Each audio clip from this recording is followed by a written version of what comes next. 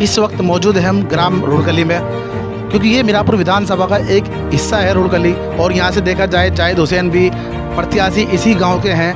और यहाँ पर जो लोकदल प्रत्याशी हैं मिथिलेश पाल, उसके ही विषय में, उसके ही लिए कुछ यहाँ पर एक सामने सभा चल रही थी। हमारे कैमरामैन दिखाएंगे, सभा चल रही है पूरी मिथिलेश पाल के लिए, वोट की अपील कर रहे हैं। और इनके साथ में देखा जाए तो विधायक साहब भी हैं, विधायक अशरफ अली साहब भी आए हुए हैं, और राव वारिस भी विधायक यहाँ पर मौजूद हैं, और उर्वुस जैदी साहब भी यहाँ पर मौजूद है, और भी पदाधिकारी यहाँ पर मौजूद हैं। और कुछ ही देर बाद हम डायरेक्ट उनसे आपको डायरेक्ट मुलाकात कराएंगे, किस तरह का इनकी मेहनत कर रही है और किस तरह से गाँव-गाँव डोर टू डोर चल रहे हैं। मिलते हैं न्यूज़ के साथ आसिफ फरीदी जानतट से।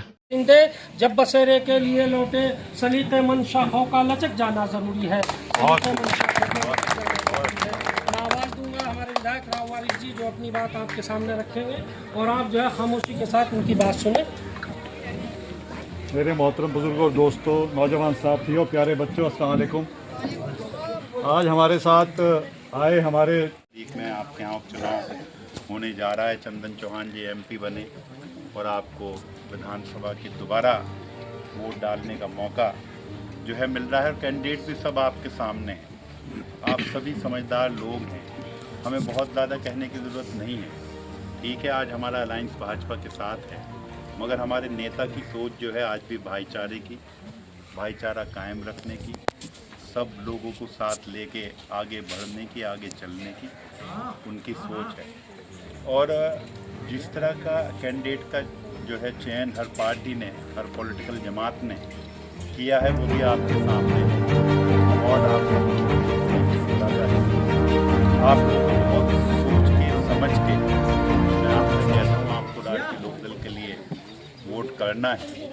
और सभी जिम्मेदार साथी यहाँ हैं, आप लोगों के सुख दुख में हमेशा आप लोगों के बीच रहेंगे, आप लोगों के बीच खड़े रहेंगे। और इस वक्त जो डायरेक्ट अभी इन्होंने सभा करी है, सभा के बाद अब हम डायरेक्ट आपको इनसे मिलाना चाहते हैं, किस तरह की इनकी मेहनत चल रही है और क्या क्या ये लोगों के अंदर अपनी बातें बता रहे हैं। बात करते हैं डायरेक्ट विधायक साहब से, जो हमारे अशरफ अली साहब जो हैं, इनसे बात करते हैं। जी, किस तरह की मेहनत चल रही है आपकी फील्ड के अंदर? देखें, आप देख रहे हैं कल हमारे कैंडिडेट के प्रोग्राम हैं इन गाँवों में, तो यहाँ आज हम लोग आए थे और सभी लोग से मिल रहे हैं। अभी प्रधान जी ने, डॉक्टर उस्मान साहब ने बड़ा अच्छा प्रोग्राम किया, इससे पहले जौली गए, रुड़कली अब आए हैं। तो सभी मैं समझता हूँ कि ये प्रोग्राम चुनाव को लेके हैं। और सबसे अच्छी बात मुझे लगी है कि सर्व समाज का वोट, चाहे हमारे वो दलित भाई हों, पिछड़े हों, अल्पसंख्यक हों, सभी का जो है भरपूर समर्थन जो है राष्ट्रीय लोकदल को के कैंडिडेट को मिल रहा है। और मुझे पूरी उम्मीद है कि अच्छी बड़ी कामयाबी हम लोगों की। जैसे सामने देखा जाए चंद्रशेखर की भी अच्छी खासी पार्टी इस बार एक ग्रोथ पे है, और दूसरी बार बसपा ने भी अपना कैंडिडेट यहाँ से मुस्लिम उतार दिया, उसके बाद भी क्या लगता है कुछ कर पाएंगे आप? मैंने आपको क्या कहा है, मैंने आपको ये बताया कि जिस कैंडिडेट को सर्व समाज का वोट मिलता है उसकी कामयाबी होती है।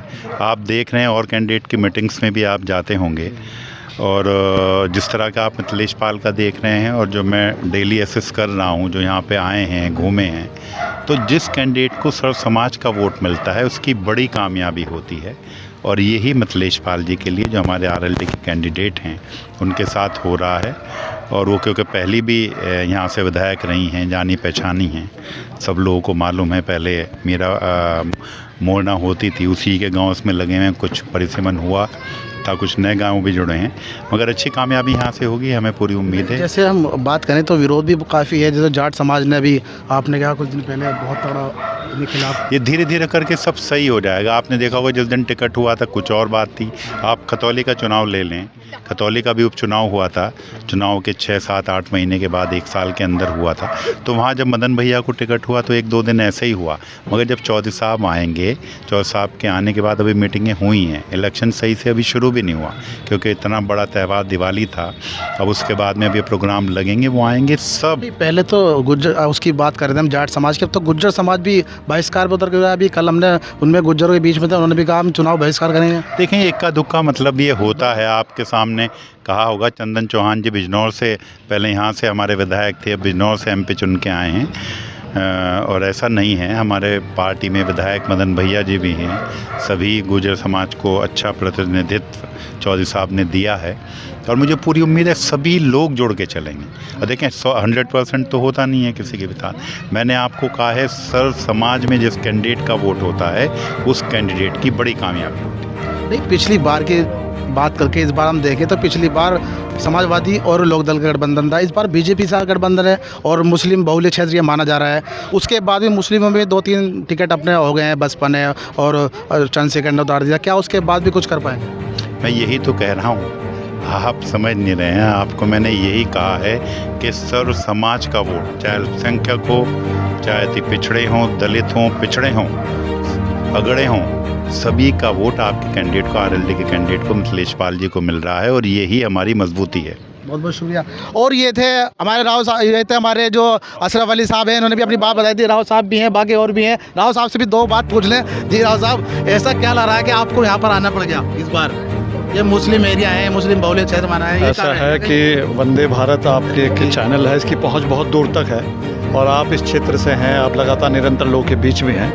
हमारा केवल आने का मकसद ये है कि हमारे नेता ने सभी सर्व समाज के लोगों के, मुस्लिम हों, दलित हों, जाट हों, किसी भी समाज के आदमी, वो सभी लोग इकट्ठा होकर गठबंधन प्रत्याशी मिथिलेश पाल जी के लिए मेहनत कर रहे हैं और इसका जो रिजल्ट मिलेगा 13 तारीख में चुनाव है। पर्सनली स्तंभ तो आपके थोड़ा खिसकते नजर आ रहे हैं। नहीं, कुछ नहीं खिसक रहा है। अगर आप गुज्जर और जाट, नहीं, ऐसा नहीं है, बिल्कुल नहीं है। हमारे सांसद हैं चंदन चौहान जी, वो मेहनत कर रहे हैं। हमारे विधायक हैं शामली से प्रसन्न चौधरी जी, वो निरंतर यहाँ कैंप किए हुए हैं। तो आपको मैंने अभी बताया, हमारे माननीय विधायक जी ने कहा एक बहुत बड़ा त्यौहार है दीपावली का, गोवर्धन पूजा का, भैया दूज का। लोग बस सब अपने अपने त्योहारों में थे। अब चुनाव शुरू हुआ है और आप देखिएगा आपको 2-4 दिन में बहुत बदलाव मिलेगा देखने को मिलेगा। तो किसके साथ टक्कर आने की संभावना मान रहे हैं आप? देखिए, राजनीति है, इसमें सब अपना अपना दावा रखते हैं, लेकिन राष्ट्रीय लोकदल के प्रत्याशी जो मिथिलेश पाल जी हैं वो निश्चित ही चुनाव जीतेंगे। टक्कर में कोई है? वो निश्चित चुनाव जीतेंगे। अच्छा, चाहे संघर्ष के बाद नहीं, निश्चित जीतेंगे, बस हम ये कह सकते हैं। बहुत बहुत शुक्रिया। और ये थे, इनकी भी अपनी अपनी बात थी। मिलते हैं इनके साथ आसिफ फरीदी जानतट से। अब हम डायरेक्ट आपको ऐसे शख्सियत से मिलाना जा रहे हैं जो प्रदेश सचिव हैं और फिलहाल ये जो सभासद हैं उनके सभापति भी हैं। इधर डायरेक्ट मुलाकात कराने जाते हैं। जी, किस तरह की मेहनत चल रही है आपकी पार्टी के अंदर? देखो, हमारी मेहनत जो है आज तक हर तरीके से ज़मीनी स्तर पर रही है। हमारी पार्टी जो है मजदूरों की, मजलूमों की, किसानों की पार्टी है और हमारी पार्टी ने आज तक संघर्ष किया है, संघर्ष करते रहेंगे हर तरीके से। संघर्ष हमारा मीरापुर उपचुनाव विधानसभा के अंदर है। हम तो एक ही बात कहना चाहेंगे आप लोगों से, नहीं है कोई टक्कर में, ना पड़ो चक्कर में। राष्ट्रीय लोकदल जिंदाबाद, जयंत चौधरी जिंदाबाद, बहन मिथिलेश पाल जिंदाबाद। और ये थे, इन्होंने एक नारा दिया है, नहीं कोई टक्कर में, नहीं पड़ो किसी चक्कर में। मिलते हैं अगले वीडियो के साथ आसिफ फरीदी जानतट से। और कुछ लोग थे, इनसे बात करते हैं। ये एक मेन आदमी माने जाने वाले हैं। जी, क्या नाम आपका? मेरा नाम रफ़ी है जी। रफ़ी जी, क्या लग रहा है आपको इस बार? क्या सोच रहे हैं, किधर जा रहे हैं? हाँ जी साहब, एक चुनाव तो बढ़िया ही हो रहे हैं। चुनाव तो बढ़िया होंगे। देखो मेरी बात सुनो, आपको अधिकार है चुनाव में अपनी वोट करने का। ना तो किसी बहकावे में, ना कुछ आना, क्योंकि अपना अधिकार है। इसके लिए आप किधर सोच रहे हैं अपने आप को? हाँ जी, वो तो हमारे दिल में है, जाते नहीं है, वो तो बता रहे। भाई मेरी बात तो सुन लो। भाई आपके गांव के भी प्रत्याशी हैं, जाहिद हुसैन।